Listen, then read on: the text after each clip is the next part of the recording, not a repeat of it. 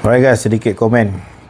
Model yang aku pakai ni adalah H23S. Okay, kamera cuba tangkap. Okay, H23S ni maksimum luma dia 350. Lepas tu dia kata watt 5 watt, tu tak penting untuk aku. Kapasiti bateri built-in dia adalah 14500.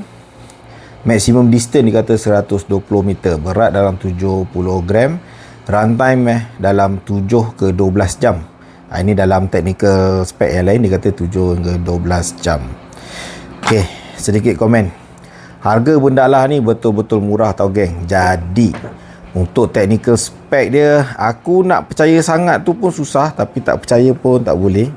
Jadi aku akan letakkan dalam, aku percaya dalam 30 to 40% nya. Aku tak akan half percaya pun.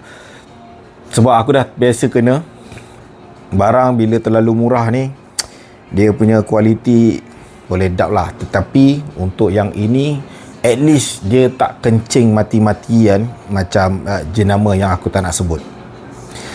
Kemudian dia kata bateri 14500, kapasiti 1600 mAh. Daripada sudut berat, ya mungkin betul saiz bateri tu. Cumanya daripada sudut saiz bateri untuk harga yang agak murah, aku 50-50 lah nak percaya. Sebab harga tu macam boleh sampai, tapi macam kena tipu. Tapi jenama Superfire ni ramai dah orang pakai, ramailah yang kata puas hati. Cumanya dalam kalangan orang yang betul-betul menggunakan, jaranglah menggunakan Superfire sebagai main headlamp. Untuk bawa pergi camping, outdoor preparation biasa mungkin okey, tapi kalau kata untuk hiking tak boleh, sebab lampu adalah nyawa.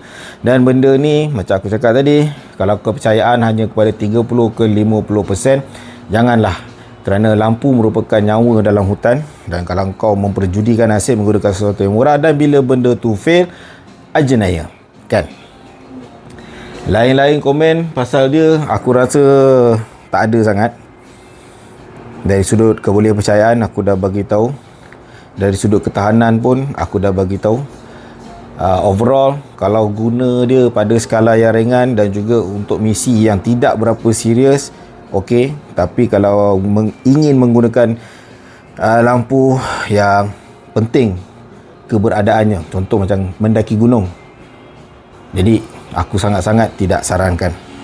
Okey, siapa yang ada pengalaman boleh letakkan komen. Mungkin apa aku cakap salah, mungkin aku cakap betul.